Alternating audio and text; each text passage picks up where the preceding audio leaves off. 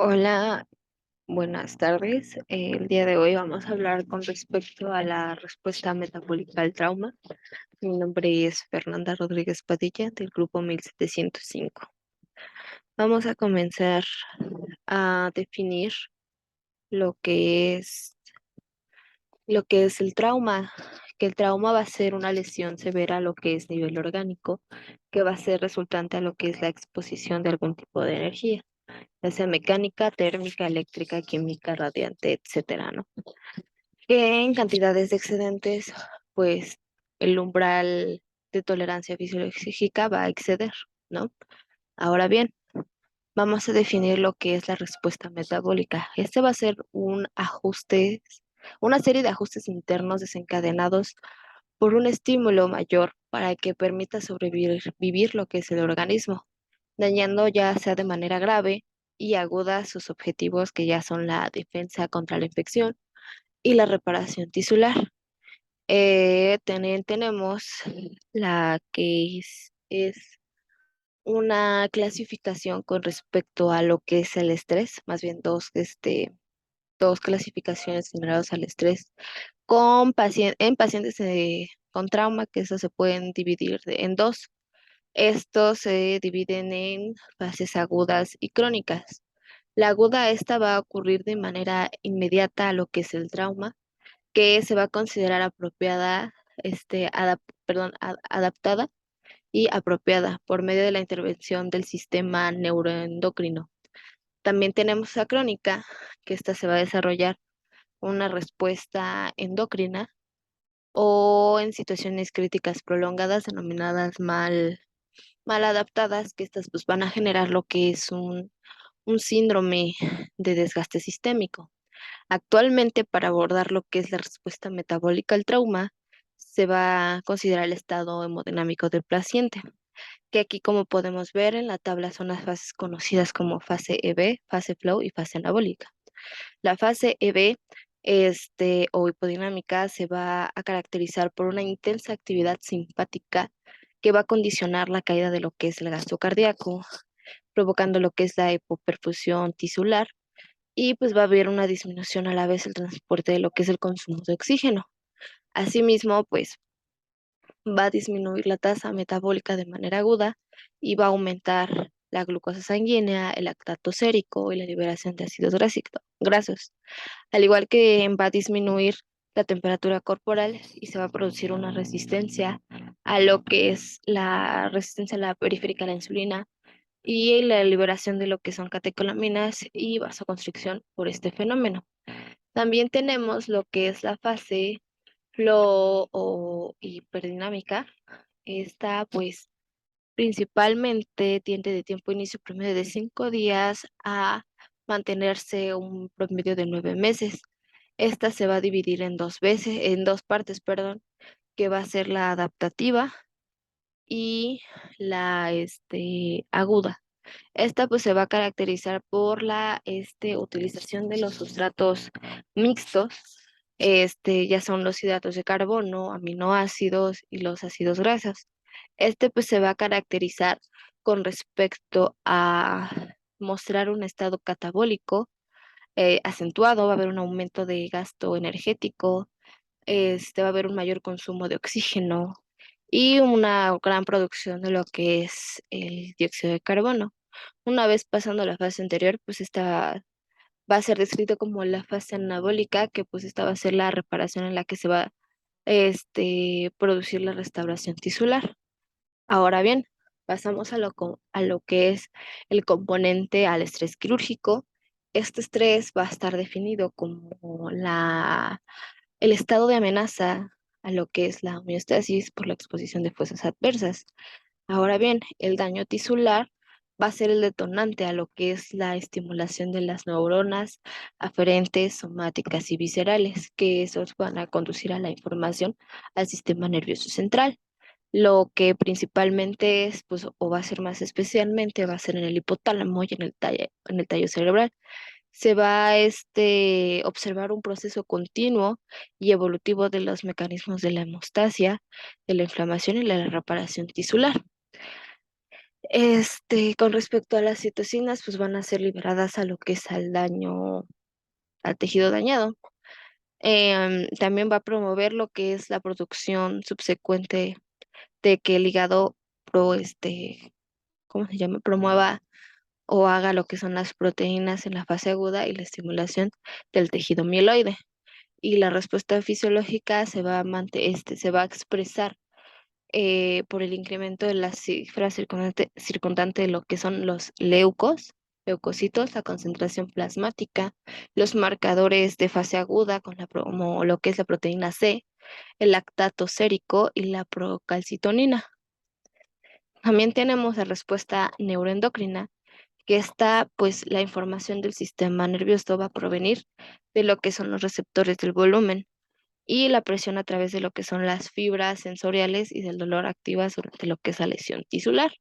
El hipotálamo integra y coordina la respuesta mediante la activación del sistema nervioso simpático. Las fibras preganglionares, perdón, de la glándula suprarrenal van a incrementar la liberación de catecolaminas, que son la adrenalina y la noradrenalina, que clínicamente se van a manifestar como es la taquicardia, la hipertensión y la taquipnea. Ahora bien, tenemos lo que es el riñón, que va a liberar lo que es la renina en respuesta a este mecanismo o este estímulo de simpático, que va a convertir la angiotensina 1 a la angiotensina 2 y pues esta última va a producir o va a secretar lo que es la aldosterona de la corteza suprarrenal, que pues el efecto fisiológico va a ser la reabsorción de sodio en el túbulo distal. Ahora bien, de manera simultánea, tenemos que se van a elaborar lo que son las hormonas liberadoras, la hormona, perdón, lo que es el hipotálamo, sí, lo que es el hipotálamo de los factores liberadores de coracotropina y la somatotropina, que a través del sistema hipotálamo y hipófisis van a estimular a la adenohipófisis, que van a incrementar a la producción y la liberación de lo que son las hormonas adenocotro, lo que es hormona ACTH, que tiene como objetivo estimular la corteza suprarrenal para liberar lo que es el cortisol. Ahora bien, después de que tenemos la respuesta mediada por lo que son las catecolaminas, el cortisol va a, este, a permanecer elevado de forma permanente, en forma proporcional, con respecto a lo que es a la gravedad de resistencia del daño tisular. La secreción del cortisol no va a suprimir lo que es la corticotropina, y la retroalimentación va a ser negativa. Lo que va a haber una falla en la administración de los corticosteroides. Algunos efectos mineralocorticoides del cortisol pues van a retener lo que es el sodio y lo que es el agua, y el incremento pues va a ser la pérdida de potasio. Ahora bien, tenemos la respuesta metabólica, que como podemos ver se divide en fases, o lo divide en fases, o en la bibliografía lo viene dividiendo en fases, que es la fase inicial, que va a ser el decremento de la demanda energética, que pues va a disminuir lo que es la demanda energética, las proteínas y la excreción nitrogenada. En la segunda fase podemos ver los procesos biológicos, que aquí va a ser la reparación y la homeostasis cardiocirculatoria, y el efecto ahora sí que la parte final de la respuesta pues va a ser endocrina inflamatoria sistémica, que esta va a ser la movilización de los sustratos e hidratos de carbono y lípidos de las proteínas. El cortisol también pues va a aumentar lo que es la glucosa sanguínea mediante la estimulación de lo que es el catabolismo proteico, que promueve la gluconeogénesis hepática, y pues va a reducir lo que es la utilización de glucosa en los tejidos periféricos en efecto antiinsulínico de la hormona del crecimiento. Esto de alguna manera va a favorecer a lo que es la liberación del glicerol como precursor de gluco, gluconeogénico y ácidos libres por la rotura de los triglicéridos. Mm, También tenemos que pues la hormona de lo que es el crecimiento, tiene efectos lo que es mixtos, que son lo que es los catabólicos y los anabólicos. Los anabólicos están mediados por lo que son los polipéptidos de la síntesis hepática, como lo que es la somatostatina C. También tenemos lo que es el efecto catabólico, que va a promover la gluconeogénesis y lipólisis y tiene acciones antiinsulínicas que va a suprimir lo que es la entrada y lo que es la utilización de la glucosa, haciendo un efecto conocido como es la resistencia a la insulina. Ahora bien, una de las alteraciones que nosotros tenemos a través de lo que es la respuesta metabólica al trauma es la alteración del metabolismo de los carbohidratos. La hiperglucemia va a ser la principal alteración metabólica y es el efecto del cortisol y las catecolaminas que promueve lo que es la gluconeogenólisis y la gluconeogénesis. Estos mecanismos habitualmente regulan la producción y la homeostasis de lo que es la glucosa y se tornan insuficientes a causa pues, de la disminución de lo que es la secreción y la resistencia a la insulina, como ya mencionamos anteriormente. Los efectos tisulares de lo que es la hiperglucemia pues van a retrasar lo que es la cicatrización, el incremento del riesgo de la infección para una situación que mejora con la administración de la insulina, ¿no? También tenemos la alteración del metabolismo proteico. Esta pues va a ser la respuesta inicial que va a consistir en la reducción del anabolismo proteico. La fase flow se va a caracterizar por hipercatabolismo mediado de las acciones de lo que es el cortisol, la hormona de crecimiento y la citocina. Va a haber o va a existir una pérdida, ahora sí, diaria de lo que es 0,5 kilogramos aproximadamente de masa muscular, que esto va a significar casi una pérdida de 20 gramos de lo que son las proteínas y son 3 gramos de nitrógeno. La consecuencia, pues, va a ser de la pérdida proteica y el hipertabolismo, pues, va a ser lo que es el agotamiento rápido de glucógeno eh, el- en el hígado, la disminución de la concentración de la albúmina, lo que es la función autoinmunitaria, va a haber una disminución en lo que es la masa y fuerza muscular, va a haber una insuficiencia multiorgánica, va a existir lo que es la sepsis y podemos llegar a lo que es la muerte. Tenemos lo que son la alteración de los metabolismos del agua y los micronutrientes, que aquí va a haber una reducción de lo que es el sodio, líquidos y la pérdida de potasio, que esta tiene mediación con la hormona antidiurética, y el sistema regina angiotensina aldosterona, y que como mecanismos importantes pues se han identificado que la mayor utilización metabólica va a ser lo que es la redistribución corporal, la pérdida urinaria y el secuestro hepático, como es el caso de lo que es el hierro, el cobre y el zinc. Y la carencia resultante tiene efectos como adversos como la función autoinmunitaria y la cicatrización de heridas a corto plazo, pues va a ser, pues, va a ser careciente, ¿no?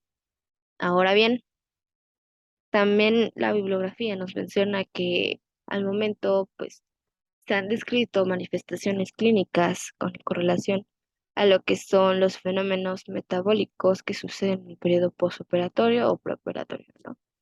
Que pues estos son desencadenados por lo que es la lesión anatómica, la hipovolemia, la respuesta fisiológica, los defectos de la irrigación tisular, etcétera, ¿no? Aquí, como podemos ver, tenemos la fase supracortical que va a durar aproximadamente de 1 a 4 días, que se caracteriza por la respuesta neuroendocrina inicial. Las concentraciones séricas pues, van a estar elevadas de cortisol, propias de la actividad suprarrenocortical. Aquí, pues nosotros tenemos que tener cuidado a lo que son las sobrecargas de líquidos, ya que pues estas no pueden ser excretadas durante horas de la estimulación suprarrenocortical. Entonces, pues va a existir lo que es la retención de líquidos y vamos a ver clínicamente o manifestarse de manera como un edema. En esta fase, pues el paciente se va a encontrar apático, inactivo, no va a querer comer, va a perder peso corporal debido a que pues, se van a utilizar los carbohidratos, las proteínas de la masa muscular y la reserva, ¿no? También se va a establecer un balance nitrogenado negativo con la gluconeogénesis y la excreción urinaria de nitrógeno, de forma que va a salir, como conocemos, lo que es la urea. Va a aumentar la excreción de potasio en lo que es la orina y la retención de agua y de sodio. Los eosinófilos van a disminuir y va a aumentar la excreción de corticoides. También tenemos lo que es la fase 2 o de remisión adrenérgica, que pues se van a observar de 5 a 8 días después de haber realizado la operación. El paciente pues ya va a estar más activo, va a haber más ánimo, ahora sí que ya no va a estar el paciente decayente, ¿no? Entonces va a haber una disminución en lo que es el ritmo en la pérdida de peso, va a disminuir la pérdida de nitrógeno, se van a empezar a recuperar los niveles de potasio, se va a detener lo que conocemos y ya explicamos anteriormente lo que es el catabolismo de la masa muscular y los tejidos blandos, se van a regularizar la diuresis y el sodio, va a aumentar la ingesta calórica y los eosinófilos van a regresar a sus cifras normales, va a disminuir la excreción de corticoides. Ahora bien, también tenemos la fase 3 que es la fase anabólica espontánea, y que esta dura de 9 a 13 a 30 días del periodo posoperatorio. El paciente pues ya va a estar en su mejor estado de ánimo y se va a sentir con más fuerza, va a pedir más alimento, va a haber una recuperación de lo que es el peso corporal con balance nitrogenado positivo, el sodio pues va a estar equilibrado, los eosinófilos, la glucemia y la excreción de corticoides va a estar normal. Y por último, la fase 4 de recuperación, que pues va a durar de semanas a meses, ¿no? El paciente ya se va a reintegrar a lo que es sus actividades normales y pues va a recuperar sus funciones, incluso pues las reproductivas, ¿no? Entonces, así es como se evoluciona o es el cuadro de lo que es la evolución clínica de la convalecencia, después de que nuestro paciente haya cursado lo que conocemos ya lo que es respuesta metabólica al trauma.